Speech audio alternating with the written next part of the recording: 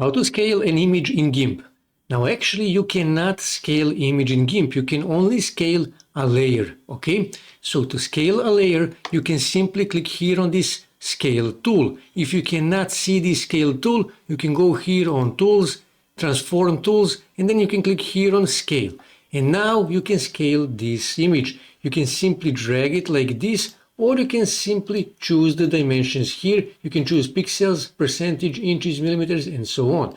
And here you can see these are linked. So when I click here, I can scale only one dimension. So for example, let's just say I wish to link this, and I will choose, for example, let's just say 500 pixels. When I click here, as you can see, it automatically scaled the height as well. When I click here on scale, this image is scaled. So when I click here on move, I can move this image, and this is how you scale an image or a layer in GIMP.